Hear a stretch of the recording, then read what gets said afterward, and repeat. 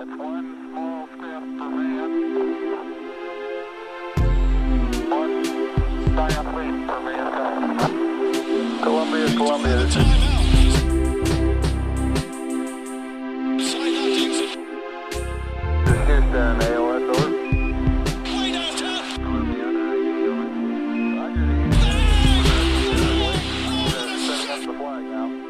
Now you can... And joining us now to talk about really an excellent movie that just came out on HBO, 38 at the Garden, about Jeremy Lin, a fantastic run. I don't even have to explain or elaborate. We all know where we were for Linsanity. We all know for those couple of weeks. But, you know, the guy behind it, we got on Frank G here. What's going on, buddy? How's How you everything? doing? Thanks for having me. No problem, man. We just as Knicks fans, before we even, set this up or whatever, we saw the trailer and everybody has the same reaction all the time, which is always like, man, that takes me back. Like those 2 weeks were, euphoric, whatever. I mean, it's always the same couple words when you think about it because it was a surprise. That's how it happened. This whole Linsanity saga, how he stepped up, Melo was out at the time. And we always just think about like game after game, we're just like, man, this is like a fairy tale. Of course he's going to hit another game winner. Of course he's going to hit another big shot because that's just how this is going right now. But I mean, we've heard from fans about this for like the last decade. So, I wanted to just know, like, what were you thinking kind of heading into doing this movie? Obviously, like, what were your main inspirations for? Like, what did you hope to accomplish from this is, I guess, what I want people to understand in here. I'll give you a little bit of like the birth of the idea, right? This is like 2020. Me and one of my producers, Trayvon Free, we're sitting there, we're just talking about impossible moments. Like, what is a moment when society at large assigns a stereotype to a group of people, being like, you can't do this, and then someone comes out of nowhere and just shatters it on the world stage, right? And we were talking about in the context of Obama, because that's the biggest, objectively, this is the biggest possible moment any of us have lived through. And we were like, what other moments feel like that? And I was like, bro, I'm Asian. So there's only one that comes close, and it's Linsanity. And I was like, the two most magical nights of my life on a societal level. The first is the night that Barack Obama was elected president. And the second is the night Jeremy dropped 38 at the Garden. And that's why the movie is called 38 at the Garden, from that conversation, the way I framed it that way. And I told him about what I was doing that night. I was living in DC at the time, and I took the train up to try to get in the game because I just missed the Wizards game. He dunked, remember the dunk from the Wizards game, right?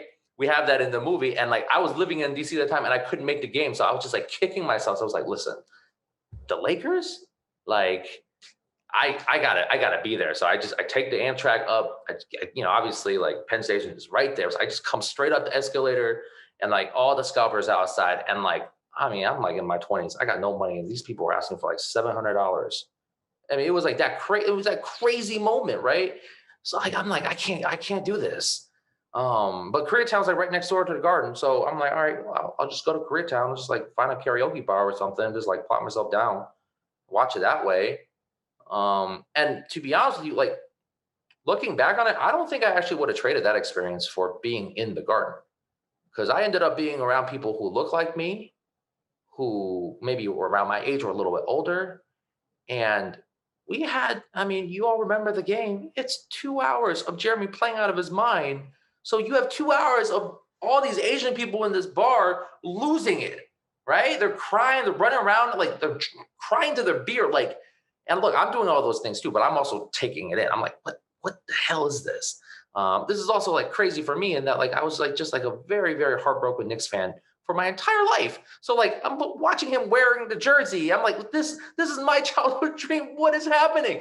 And I was like, is it like people are reacting this way because they have this wall of stereotypes that tries to define them wherever they go, and you see somebody shatter them like this on the global stage, and it's cathartic for you.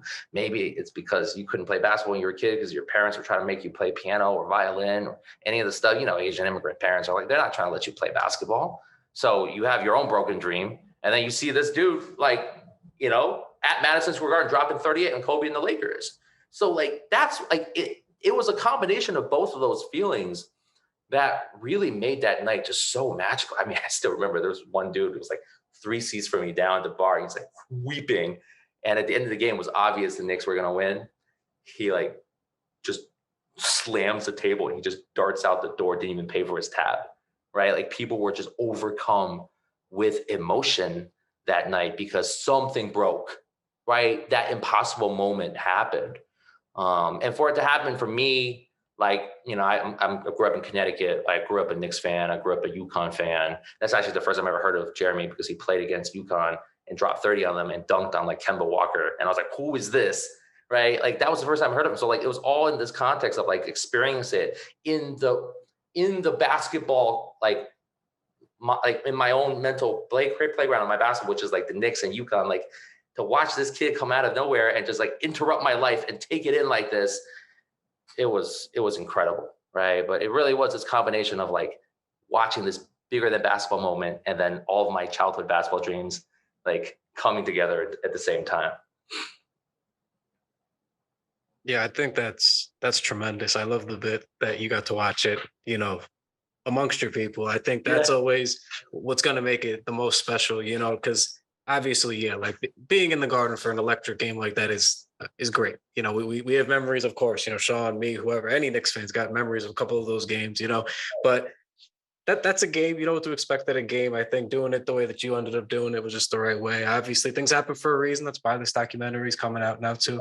But it's nice for you to have that moment, you know, because that's very special for you to actually see how it resonates with people to see something like that happening. Because there's been plenty of times when a bench warmer comes in, takes over, a bench warmer comes in, gets hot, but it was not like this. This was different, very specifically for a number of reasons. And I know one of the reasons you brought up is sort of that stereotypical, you know, like this little Asian kid's coming in and tearing it up. Like I know you made that note right before we started recording about, you know, well, you know, some of these refs maybe didn't know how to call him. They weren't used to his like it threw a lot of people off, just, you know, whether it was, you know, intentionally or not, just seeing somebody come out and perform like this. Because the Lakers game, for me, it's the spin move. The spin move is ingrained in my brain. I could watch it. I could see it vividly. I know exactly what I was doing. I know exactly how I reacted, because the spin move to me was like the most inevitable thing that happened in the game. I was like, he's gonna cook him. And as soon as he started coming down the lane, you're like, something's gonna happen. And then he did it. You know, so it's like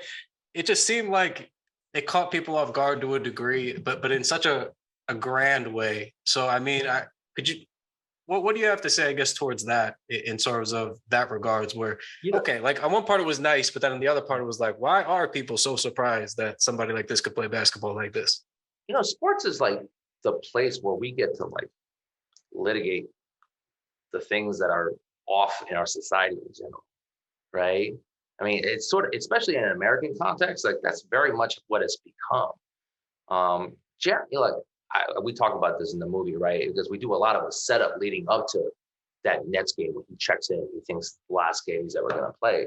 But I wanted to do a lot about like his life in the context of how we all grew up, because that everything that I just said has to do with why Linsanity happened the way it did. You know, he was California Basketball Player of the Year, won the California State title in college. He got 0 recruitment letters, right? Sorry, 0 recruitment offers. You know, he goes to Harvard because he's like, okay, well, it's D1. You know, they don't give out athletic scholarships, but I got to play against D1. That's how he ends up playing against UConn in 2009, right? And he's like, I got to be up there with the best. He's like, you know, he averages like 18 points a game. He's like 3-time All Ivy League. He goes to UConn and drops 30, right? Like he. I mean, if you listen to Jeremy talk about it in the movie, like he's like, I killed it during those combine workouts. Okay, he was like, I killed it, right? But you read the draft notes from all these scouts. They're like, passes up the ball all the time, seems really like inconsistent and like not confident in his shot. Are you kidding? You know how Jeremy Lin plays? He plays downhill. He is not shy, right? So, but you read them and you're like, I'm reading Asian stereotypes back to me.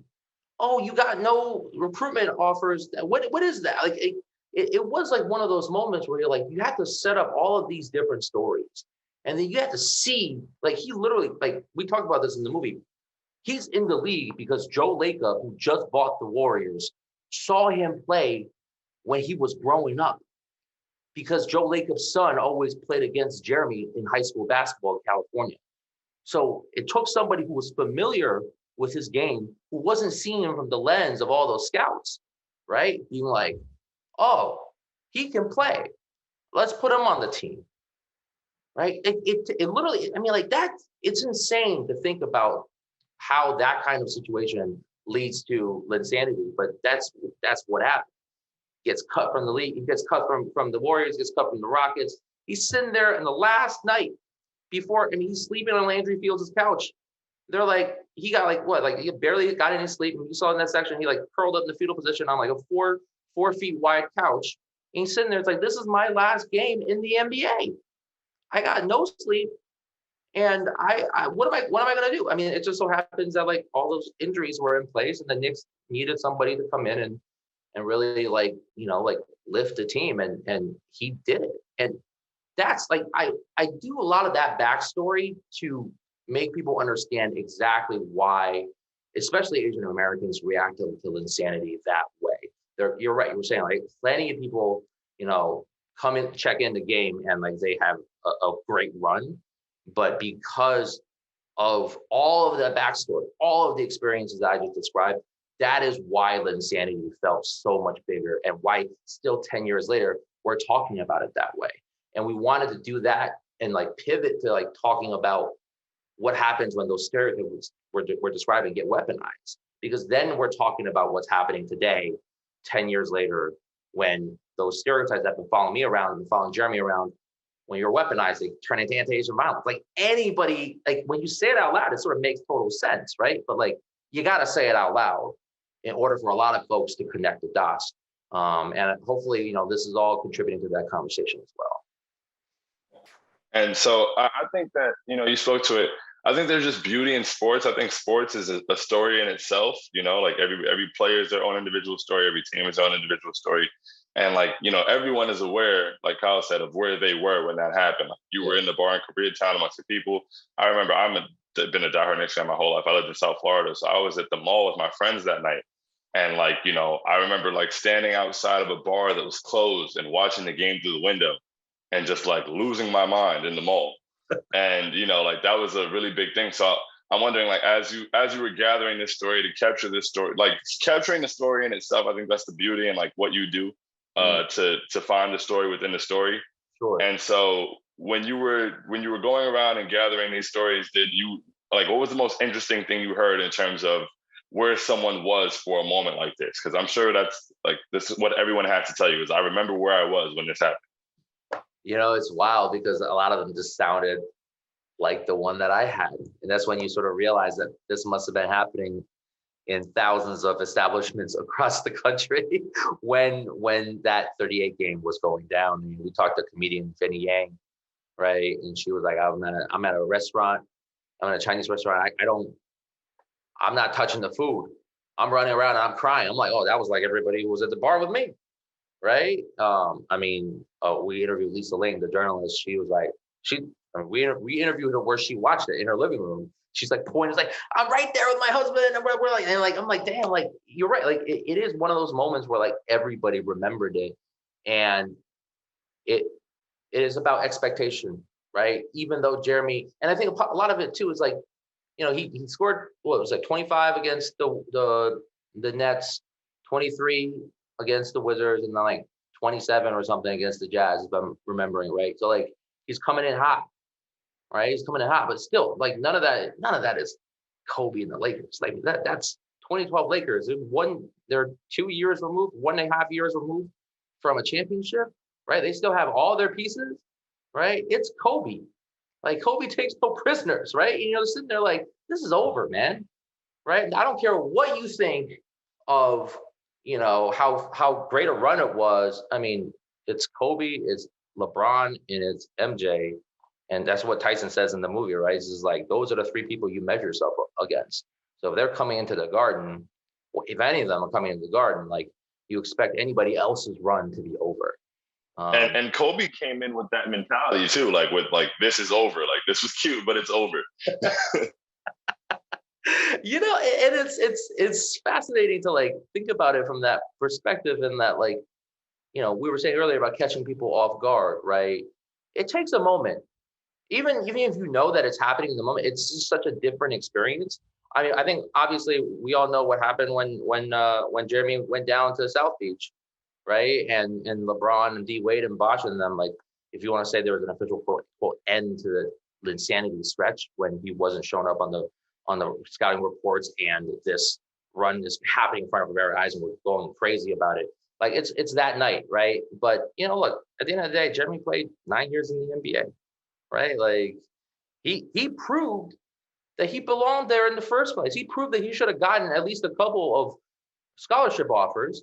He proved that he maybe should have been drafted, right? And I think that's what Linsanity. I mean, like I think so many Asian Americans, and I feel like anybody with stereotypes, because like we always say like anybody who feels different in this country is going to be able to relate to this movie. Because if you have stereotypes that follow you around, you know what happens when you walk into a meeting, when you walk into a party, when you walk down the street. You know what you have to be aware of, right? It's different for everybody, but if you're different, you know what you have to deal with.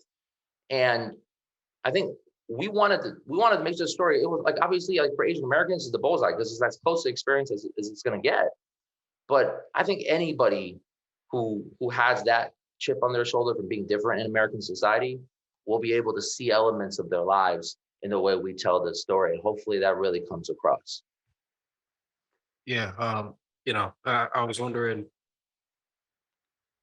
we had mentioned earlier, about the stereotypes, whatever, and everything else. And I know that it was sort of mentioned, but what general impact, I guess, were you hoping to seek out in the wake of sort of the, Asian American Pacific Islanders, kind of the hate crimes and stuff we've seen over the last couple of years, especially? Was that like an added driving factor for you? Because I mean, you've touched on some of this stuff already, but in terms of showing somebody who could really break some of that stuff in a way that was transcendent, sort of across different platforms, cultures, and everything else, it was obviously very important. But I guess just speak more to that, because it was sort of the story within the story in this movie, and it's obviously very, very important. And obviously that he got a lot of support for a reason. It obviously meant a lot to a lot of people, and it'd be nice if we can get that sort of traction across the board, and not just for the one-off Jeremy Lin stories, but just I guess speak more to that there. Sure. Look, that's very much what why we made the movie. I think the part that I left out when I first describing how I described that night in Koreatown for me, right? And I was doing it to my producer Trayvon, who's not Asian, right? And like we oftentimes find this, we do this ourselves, right? We're talking to somebody of our own background, we just assume that everybody knows everything, right? You're like, oh yeah, you get it. But like, I don't think I really explained what Linsanity felt like to me, to someone who wasn't Asian, until I had that conversation. Then you had to say out loud exactly how you feel, right? Because you want to communicate the experience. And when I said that to him, he was like, man, like, how is that not a movie? Right? Like, how have you not made that movie? Like Linsanity from the Asian fans' perspective. How have you not made that movie? And like, you all saw the movie, like the first part of the movie is called Doubt, right? I think the first thing I did when he said that to me was like, I doubted it. I was like, man, it was 8 years ago. Nobody cares what Asian people think in this country. We're invisible here. And I thought about it for a couple of weeks afterwards. And I was like, look, if Jeremy is down, right, and we tell his story from our perspective about why it meant so much, to essentially explain why Linsanity is bigger than the feat of scoring 38 at the Garden. Like, why did all these people look at you and go crazy? If we could do that kind of movie, and this is around 2020 when all of the anti-Asian violence started to pick up. So I knew that like these stories, like the urgency of these stories was already brewing, right? I was like, like if Jeremy is down, like we are going to make this movie happen, because it is such an important statement to make about stereotypes, about a moment when sports is way, way bigger than sports. And when we first started talking to Jeremy about it, that's what. So we our other producer is Samir Hernandez, who's incredible and knows like every athlete in America. So we ended up having the conversation with Jeremy very quickly, and it was remarkable to like hear him. I mean, he talks about it this way too, like in the way he's talked about the movie. He's like, he tried to run away from Linsanity. He was like, first of all, I'm trying to survive. I'm trying to like stay in the league. So the entire stretch of Linsanity, he's just not thinking about all these people freaking out. He's thinking about, am I going to score enough points so I don't get cut? Right? That's the mindset he was in. He's sleeping on Landry Fields' couch. Before that, he was sleeping on his brother's couch.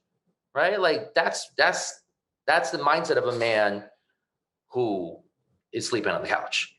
And then he was like, later in my career, when I got a more foothold in the NBA, like I just didn't want Linsanity to define me. Like I wanted to have a career in the NBA that was like solid and like kept going and like was bigger than Linsanity. And so I respect all of that. Like that's him living his life and making sure that like he gets the best out of his career however he wants to do it. But it wasn't until like just like recently, especially now, when we see all these, I'll tell you something. The Knicks they did a screening with Tribeca. Like we premiered this at Tribeca in June, and the Knicks had a special screening, and they brought in all the season ticket holders, and then Jeremy invited a lot of like Asian American like civics and like community organizations, and they brought a lot of kids. It was incredible. It was like 500 people. We filled up the room. Incredible response. There was this little kid towards the end of the movie. He's like no older than 10 years old. He's weeping. And I'm like, look, I don't know what you guys were like when you were 10. Like I was sort of an idiot. Like there was no, unless we're talking like a horror movie, there was no movie that could make me cry, man. I didn't understand nothing. So I'm sitting there like, what has that kid seen the last couple of years? Right? Like his parents telling him like, when you get to school, don't make any noise. Don't draw attention to yourself because they're going to call you like China virus or Kung flu or whatever. Right? That is not a way to live, man. Like that, like I can't, it was pretty bad for me growing up before those stereotypes were weaponized. I can't imagine what that's like now. And that really got me, man. And like, I didn't realize that we were making a movie for kids because one, if we did realize that, we wouldn't have so many F-bombs in the movie. It's a lot of people cussing all over the place.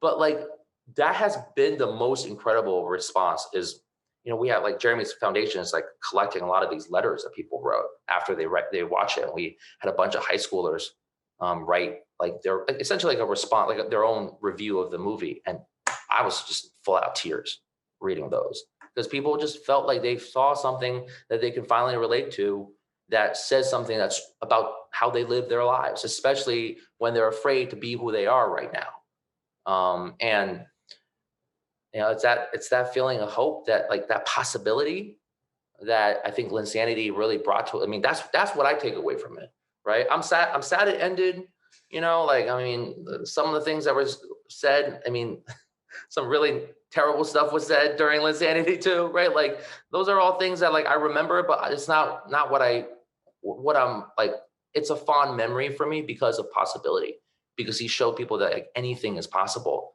especially if you don't feel like you're living in a world that you belong in, that you think you could do anything. And so it's funny. I was going to ask you, like what the most impactful reaction or response that you've gotten so far was, but I feel like a 10-year-old crying is the answer to that question. Yeah.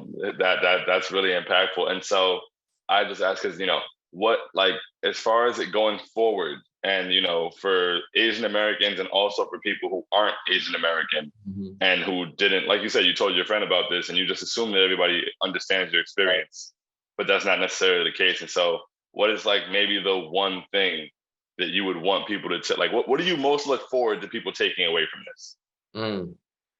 That we all just want to feel like we belong here, man. Right? Like that's America just doesn't do that very well, especially these days. It's sending a lot of messages to everybody that, like we don't want to share America with you. Like that's just sort of like the vibe that you get, like whether it's like the country's political landscape or just like it just doesn't feel like a welcoming place, right? But even if that's the case, you will always find the right paths for you to do something remarkable if you believe in yourself, right? Jeremy can have 0 recruitment letters and can go undrafted and can go on his third team and think this is the last night I'll ever play an NBA court. He could do all those things, but like he was able to score 25 points against the Nets and go on this run because he believed in himself. And if that's the message that we can send in this moment with this movie, then everything is worth it. Yeah, to be honest with you, I was thrilled that you specifically were the one who's going to be responsible for this. I'm not going to sit here and say, I knew everything about you before this, but just seeing that somebody who was representative of the actual culture that's going to be spoken about was very important, because I don't know if there was a book that came out, 10 years ago by a group of Knicks fans. It was called "We'll Always Have Linsanity: Strange Takes on the Strangest Season in Knicks History." It came out in 2013, basically just kind of running through the Linsanity experience from the view of Knicks fans. And it was good for covering through the view of Knicks fans, for NBA fans. But I shouldn't have to explain at this point, but there was obviously a total lack of this perspective that only somebody like you could provide. And I do think that that's very important, not just for this specific incident, this specific stretch, right? The Linsanity that we keep talking about. But I feel like, and you can correct me if I'm wrong, but I just feel like in general, the AAPI community probably does. Like, I know, for example, in the Philippines, basketball is tremendously big. The Chinese league is huge, a very massive league with a lot of money in it. NBA players go there for a reason, because the competition's good. Obviously, they get paid, but it's not nothing competition. So there's sort of, I guess, glossing over of where a lot of Asians kind of sit in the basketball culture, in this space. I feel like when you sort of look back on Linsanity, it's like it really shouldn't have surprised people in any way. I mean, this is something I don't know how many things I've seen, especially over the last decade since then. But I mean, these things have I don't know, since been uncovered, since been at least talked about it in a little bit more. But I feel like people don't, on the surface value, realize kind of how like interconnected basketball has always been into this community. This is not like it's not like Jeremy Lin started basketball fandom. It was like, this is a deep running thing. And I feel like people don't really, and again, not that book, I'm not trying to like slander that book or anything at all. I swear to God, it was, it was fine. It was good, but to be able to connect to what the sport is, through your roots, it makes it different. It makes it special. And I feel like people really miss that component, specifically with this culture. It's a great point. And like, I think also the fact that it was on the Knicks, right? Like the Knicks have fans all over the world. I just did an interview with like German press, because they were like, yeah, we have a lot of Knicks fans in Germany. I'm like, what? Right? But like, it's a global brand. And the fact that Linsanity happened in New York on the Knicks, all of this does contribute to why the memory is so special. I mean, I'm not going to slander any team, but like if Linsanity was happening on a team that people didn't pay attention to, would it have happened the way, would we be talking about it the way we are now? I don't know, maybe. But the fact that New York is New York. New York is New York. And New York is, where everybody, especially from my basketball standpoint, it's the Mecca. So everybody's going to tune in. And hopefully we revive some of that and make people not only remember the best parts of the memory, but understand it a little bit better too. Yeah, last couple of things I'll ask you here too. Some of it you already sort of answered, but you interviewed a lot of people for this. There wasn't just wasn't just you having a one-on-one, Jeremy Lin the whole time, right? So that going down the list, Lisa Ling, Pablo Torre, Ronnie Chang, Hassan Minaj, Jenny Yang, Tyson Chandler, Iman Shumpert. Was there anybody, some of these guys like, Shaun, like I've talked to a couple of different times, like he's a character, I was thrilled he was in it, to be honest with you. But I mean, who obviously was a good person for you to interview, I guess, or who gave you some surprising bits? I mean, how was that interview process for you? Where was the fun? Where was the, the stuff to uncover? Listen, man, like everybody brought it in a way that blew me away. That's why, I mean, all the interviews are great. Right. And it's also because like people remember it very specially and very different, like for themselves. Like, there's like some things that like Shub is so good at communicating, man. There's a line that he says that I felt like encapsulated that entire like pre-Linsanity moment really well. He said, like, you ever played basketball against somebody who's sleeping on the couch? Like playing against a desperate man is completely different, right? I can't, if I was doing it, I wouldn't be able to speak that way, right? But the fact that he put it in that context, I think explained that entire run of Jeremy on the Knicks before he checked into the game extremely well, right? Or Tyson, like Tyson was so self-aware when we were talking about it, just like he was like just sharing the stories about like he was like, like I never seen Jeremy play, so I'm seeing him like this little Asian dude walking up to me, I think he's trying to ask for an autograph, right? Like he's very, very, that's what he did in the movie. He was like, I think it's a security breach. Somebody's walking up to me, the little Asian dude wants an autograph or something, right? Like in order for us to have the type of movie that we have, people need to just give us exactly like like the most self-aware, like and accurate recounting of how they felt in that moment that we can get. That's not something that every documentary can do. A lot of documentaries are so messagey. They're like, oh, we want you to say exactly this. And I mean, nobody cares about that stuff. People want like the real dope, man. And like, I just feel like people just we didn't have the proper opportunity, and the proper like time between Linsanity and now in order for us to like really go in and get that perspective. And now that's 10 years later and living in the environment that we're living in, talking about issues like anti-Asian violence and stereotypes, like this is not, I mean, we're talking about those issues, but like it is absolutely the right time to revisit Linsanity. Not just from a sports perspective, but from a societal perspective as well. Yeah, no, look, I'm glad you did it. It was definitely time. Like you said, especially with everything that's transpired, especially over the last couple of years, there was no time like, this little window to really, drive home the points that you needed to drive home. And it was really done in a great way. Thank you. I think we could always, and for anybody at home, there's always a lot of like, oh, keep politics out of sports. And I always think that stuff's funny because if you want to just watch highlights, then you won't watch the movie. You can go on YouTube anytime and you can watch an hour-long compilation of Jeremy Lin just shredding it up during Linsanity. But this is why, you make the movie. This is why you tell the story. It's not just clips. There's actual thoughts and feelings and things that people were going throughout it, ways that it resonates with different people. And, obviously just very thrilled that it's out there finally, thrilled that you guys did a great job on it. Just appreciate that. I'll let you slide out on that note here, but, just want to give you the floor one last time. Tell people where to follow you, where to watch the movie, any plugs, any things you got coming up tied to this.